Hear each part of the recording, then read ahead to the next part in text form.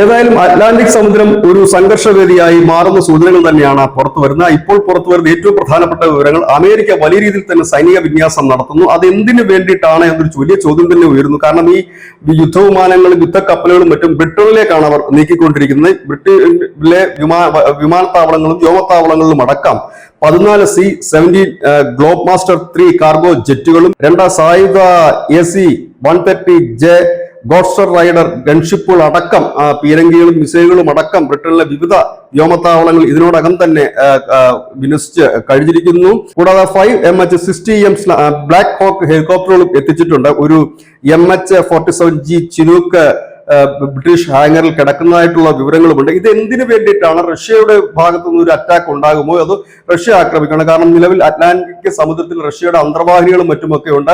അവരുടെ ബെല്ല 1 എന്ന് പറയുന്ന ഒരു ഷിപ്പ് അമേരിക്ക പിടിച്ചെടുത്തിരുന്നു. ആ ഷിപ്പിന് അകമ്പടിയായിട്ടായിരുന്നു ഈ അന്തർവാഹിനികൾ ഉണ്ടായിരുന്നത്.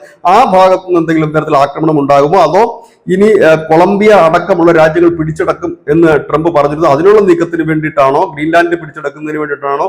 ഇതൊക്കെ അപ്പുറം ഇറാനിൽ പ്രക്ഷോഭം നാൾക്കുനാൾ കടുക്കുകയാണ്. പ്രക്ഷോഭകാരികൾക്ക് പിന്തുണ അർപ്പിച്ചുകൊണ്ട് ട്രംപ് പറഞ്ഞത് പ്രക്ഷോഭകാരികളെ കൊല്ലാനാണ് ശ്രമമെങ്കിൽ തങ്ങൾ പ്രക്ഷോഭകാരികൾക്ക് വേണ്ടി നിങ്ങളെ കൊല്ലും, ഖമേനിയെ അടക്കം വധിക്കും എന്നൊരു വലിയ പ്രസ്താവന കൂടി അമേരിക്കയുടെ ഭാഗത്തുനിന്ന് വന്നിട്ടുണ്ട്.